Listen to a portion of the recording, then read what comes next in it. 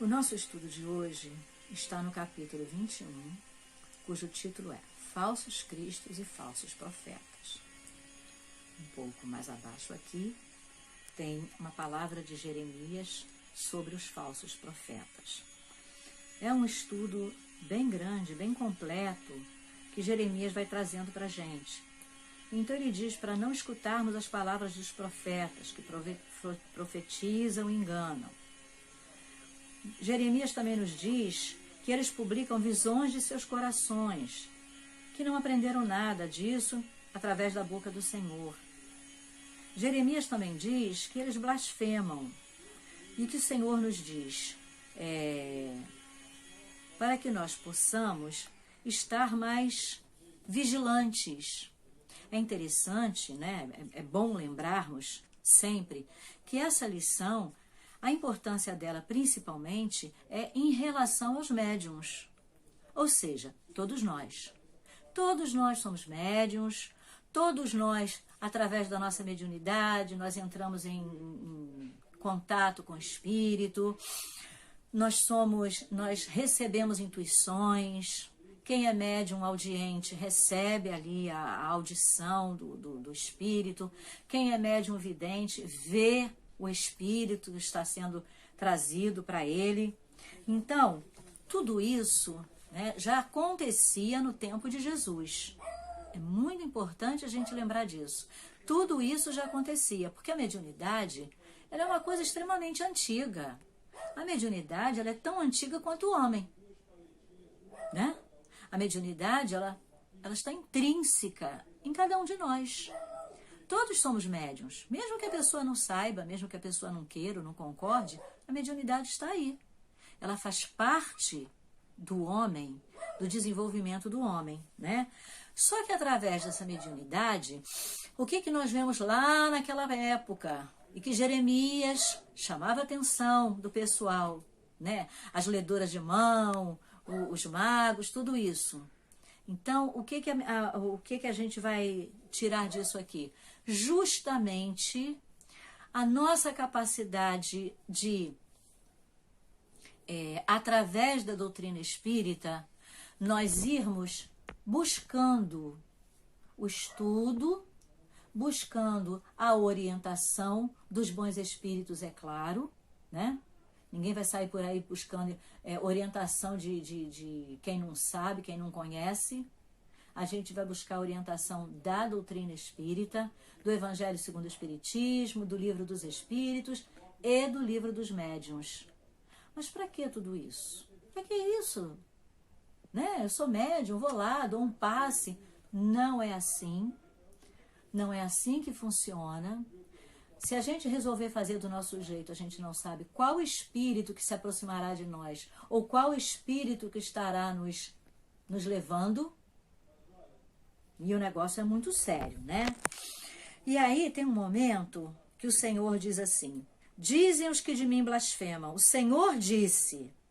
E aí Jesus pergunta: mas quem falou que eu disse alguma coisa? O que eles estão dizendo em meu nome? Eu não falei nada. Mas eles estavam dizendo em nome de Jesus alguma coisa, né? Quem viu ou escutou o que ele disse? E aí Jesus disse: eu não enviava esses profetas, mas eles corriam por si mesmos. Eu absolutamente não lhes falava, mas eles profetizavam de suas cabeças. Isso ainda existe nos dias de hoje? Eu creio que sim. Eu creio que sim. Se a gente ligar a televisão durante a semana, uma coisa assim, a gente vai ver muitos que fazem essas profecias, que prometem coisas que na realidade a gente sabe não funciona dessa forma. Jesus não trabalha dessa forma. Muito pelo contrário, tudo que Jesus quer para todos nós é nos orientar. Jesus quer nos ajudar. Jesus quer abrir as nossas mentes e também abrir os nossos corações para que nós possamos não apenas compreender seus ensinamentos, mas também nos disponibilizarmos a cumprir os seus mandamentos. Amar a Deus sobre todas as coisas, ao próximo como a nós mesmos, e seguirmos as leis divinas. E dentro dessas leis divinas está a mediunidade, que é uma bênção. O médium que trabalha com honestidade, o médium que trabalha com desinteresse, o médium que trabalha com amor, o médium que trabalha com bondade no seu coração. Mesmo sem saber, ele se torna não apenas um instrumento nas mãos de Deus e que trabalha através de Jesus, mas ele também se torna aquela criatura que vai fortalecer a fé. Ele vai se tornar essa criatura que trará confiabilidade. E o médium que se torna confiável, ele é um instrumento muito importante. Ele não é maior nem melhor do que ninguém, porque nós estamos todos no mesmo patamar. Mas o médium que se prepara, que trabalha para alcançar essa condição com a sua mediunidade, ele se torna um importante trabalhador de Deus, de Jesus e da nossa abençoada doutrina espírita. Então, continuando aqui, aí então Jeremias nos diz: qual dentre eles assistiu o conselho de Deus? Qual aquele que viu e escutou o que ele disse? Eu não enviava esses profetas, eles corriam por si mesmos. Eu absolutamente não lhes falava. Eles profetizavam de suas cabeças. Eu ouvi o que disseram esses profetas, que profetizaram a mentira em meu nome, dizendo: sonhei, sonhei. Até quando essa imaginação estará no coração dos que profetizam a mentira e cujas profecias não são senão as seduções do coração deles? Então, vamos dar uma paradinha aqui e nós vamos ver que isso ainda existe no mundo de hoje. Que ainda nós podemos encontrar isso em várias religiões. E isso é uma coisa muito importante, muito grave, aliás. Por quê? Mas por que é tão grave e importante? Porque trata-se da nossa condição espiritual. Todo esse estudo aqui que Jeremias vem trazendo para a gente é justamente o que Jesus havia ensinado sobre essa questão dos falsos profetas. Então, nós temos que estar muito atentos. Por exemplo, por que é preciso tanto estudo numa casa espírita? Já cansei de ouvir pessoas dizer assim: mas não precisa estudar tanto. Às vezes as pessoas chegavam na casa do caminho: olha, eu quero trabalhar na mesa mediúnica. Aí eu ficava olhando assim, não falava nada, eu não ia discutir. Quando a pessoa insistia muito, eu falava assim: olha só, então você fala com o doutor Herman. Que não era eu que ia entrar naquela cumbuca, né? E aí, aqueles profetas que profetizam mentiras. Pois se o povo, ou um profeta, ou um sacerdote vos interrogar e disser: qual é o fardo do Senhor? Dir-lhe-eis: vós mesmos sois o fardo do Senhor. Olha, isso aqui, essa frase aqui, ela é muito interessante, muito importante e interessante. Quem são o fardo do Senhor? O fardo do Senhor somos nós, os médiuns, quando não estamos cumprindo o nosso dever com amor, com seriedade, com humildade, com verdade, com desejo de acertar, procurando acolher aqueles que nos chegam, procurando receber aqueles que vêm até nós, até a nossa casa espírita, para receberem o amparo do Senhor, as bênçãos do Senhor, as benesses do Senhor, que, aliás, todos nós também somos necessitados e queremos receber. Porque isso é para todos. Vamos continuar assim. Aqui. É dessa passagem do profeta Jeremias que quero tratar convosco, meus amigos. Quer dizer, a gente já está aqui em andamento a esse estudo. Falando pela sua boca, diz Deus, é a visão do coração deles que os faz falar. Falando pela boca deles, né? Deus diz, é a visão do coração deles que vos faz falar. Essas palavras claramente indicam que já naquela época os charlatães e os exaltados abusavam do dom da profecia e o exploravam. Abusavam, por conseguinte, da fé simples. Abusavam, por conseguinte, da fé simples e quase cega do povo, predizendo por dinheiro coisas boas e agradáveis. Muito generalizada se achava essa espécie de fraude na nação judia. É fácil de compreender-se que o pobre povo, em sua ignorância, nenhuma possibilidade tinha de distinguir os bons dos maus, sendo sempre mais ou menos ludibriado pelos pseudo-profetas que não passavam de impostores ou fanáticos. Não há nada mais significativo do que essas palavras que Jesus nos trouxe. Eu não enviei esses profetas, e eles correram por si mesmos. Eu não lhes falei, e eles profetizaram. Mais adiante ainda, Jesus diz, eu ouvi esses profetas que profetizavam a mentira em meu nome, dizendo, sonhei, sonhei. Então, isso indicava, sim, um dos meios que eles empregavam para explorar a confiança de que eram objeto.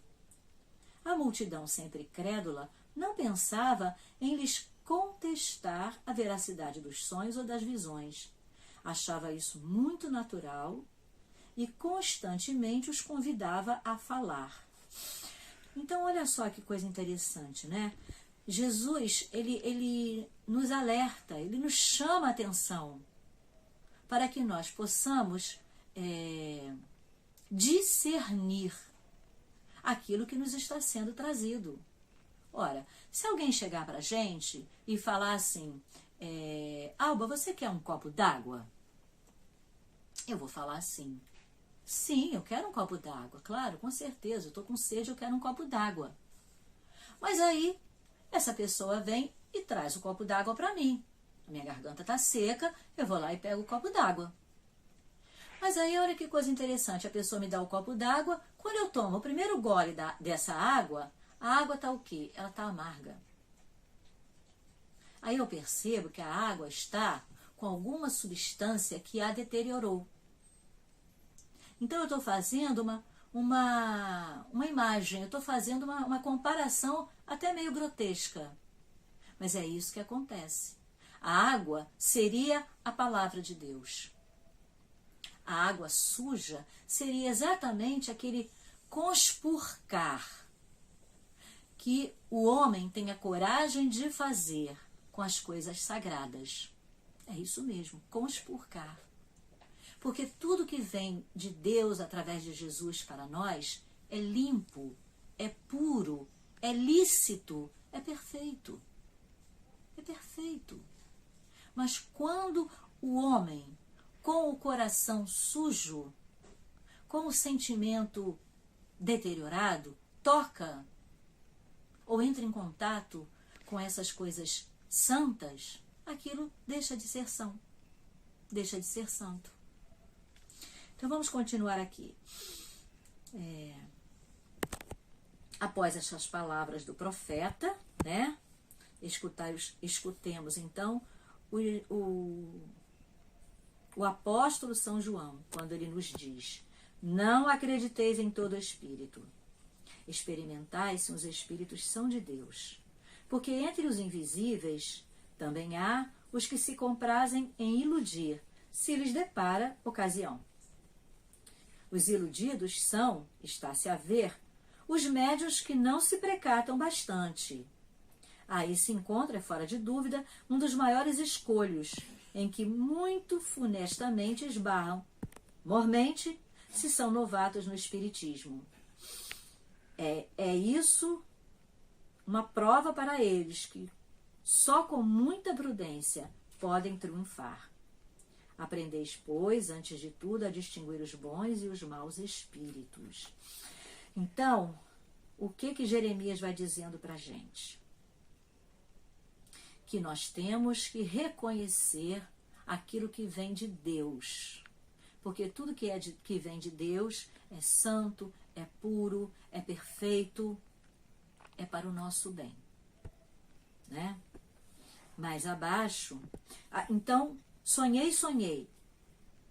Aquilo é trazido para explorar, através da mentira, explorar a credulidade e a confiança daquele povo que estava ali. Mais embaixo vem o apóstolo João e diz, para todos nós. O apóstolo João fala para todos nós, muito claramente.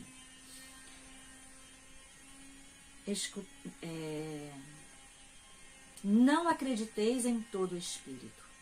Não acrediteis em todo espírito. Experimentai se os espíritos são de Deus. Porque entre os invisíveis também há os que se comprazem em iludir, se lhes depara ocasião. Então, olha só, nós temos que prestar atenção se esse espírito que se aproxima, esse espírito que vem através desse médium que quer trabalhar na mesa mediúnica, ou fazer isso, ou fazer aquilo, nós temos que prestar bastante atenção, porque a nossa doutrina espírita, ela é o tesouro que o Pai nos ofertou. A doutrina espírita, ela é a escada de Jacó, que nós temos que nos preparar dignamente, equilibradamente, amorosamente, para que nós possamos subi-la com equilíbrio e alcançar as bênçãos, as benesses que nós estamos buscando. Outra coisa também importantíssima em relação a todo esse estudo é que esse estudo não é só para nós. Não é só para nós que estamos na casa espírita, não é só para nós que estamos na religião X ou a religião Y. Não, esse estudo é para nós espíritos.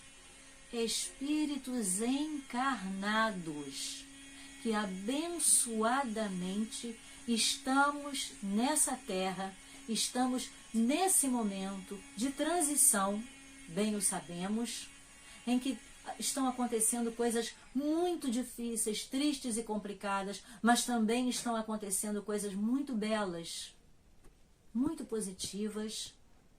Então, que nós possamos olhar para tudo isso, que nós possamos agradecer a Deus por essa oportunidade de estarmos aqui na Terra. Ah, mas tem pandemia. Tá tudo certo, não tem nada errado. Deus não erra. Jesus também não. Jeremias fala para a gente sobre os falsos profetas, né? Ele vai falando que Deus não falava com eles, mas que eles continuavam profetizando, né? Mais ou menos assim. E a gente sabe que isso ainda existe. Eu sei que eu falei agora há pouco assim, isso, mas repetir não custa nada, né? Então a gente sabe que isso ainda hoje existe, que ainda existem os charlatães, que ainda existem as ledoras de mão, que ainda existem aqueles camaradas que fazem trabalhos para arrumar marido, para isso, para aquilo. Existe tudo isso. Existem aqueles que às vezes eles até querem fazer um trabalho sincero, um trabalho honesto, mas aí o que acontece? Entra numa situação espiritual complicada, entra num conluio, entra numa ligação com espíritos muito difíceis, com espíritos, como disse Jeremias, enganadores, espíritos que estão aí querendo mesmo causar tudo de pior que eles puderem causar. Então a gente vai vendo que a gente tem que não apenas estudarmos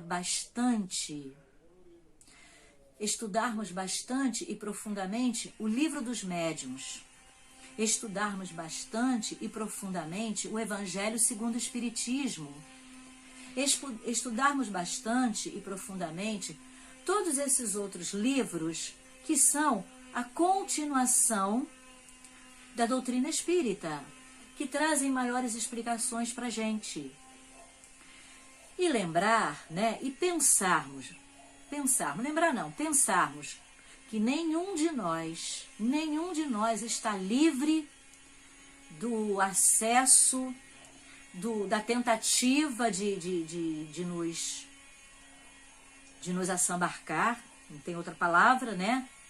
Ou seja, nenhum de nós está livre da ação e da tentativa de ataque dos maus espíritos.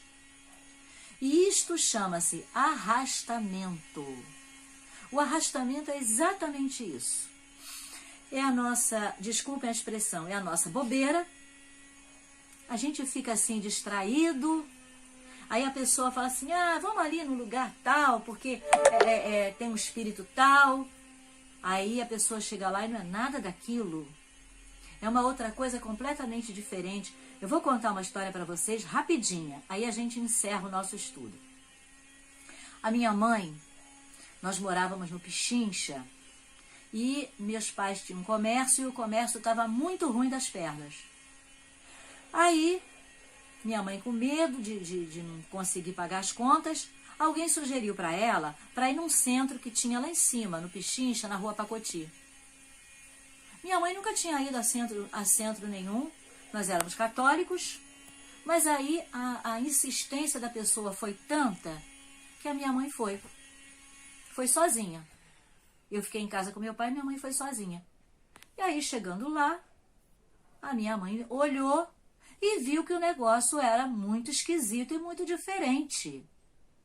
E tinha umas gargalhadas, e tinha uns negócios, e tinha charuto pra cá. Aquilo, eu sei que a minha mãe caiu em desespero. As músicas lá, eu nunca esqueço disso. As músicas lá, os atabaques, e minha mãe lá no meio, desesperada. Num dado momento, ela resolveu ir embora. Aí alguém falou para ela que ela não podia sair, que ela só podia sair depois da meia-noite. Ela entrou num desespero tão grande que ela saiu correndo, mas correndo mesmo. E aí o espírito gritou para ela, falou assim, eu vou quebrar sua perna. Bom, ela não quebrou a perna, mas como ela só andava de salto, ela quebrou o salto do sapato. Chegou em casa quase 1h da manhã. Então, parece uma história, parece até uma piada, né? Mas não é não. Foi um fato real. Isso fez com que eu tivesse horror de Umbanda. Né? Por quê? Porque é aquilo que a gente está vendo ali. Só que não é assim. A gente sabe que a Umbanda, ela bem direcionada, é uma coisa muito séria, muito bela e muito bonita, mas a gente tem que conhecer se os espíritos que estão próximos a nós, se eles são do Senhor ou se eles não são do Senhor. E se não forem do Senhor, a gente entrega a Deus. Que Deus nos ampare, que Deus sustente sempre nosso desejo de servir, o nosso desejo de trabalhar no bem, e que Deus também ampare, sustente e fortaleça a nossa mediunidade, a mediunidade de todos nós.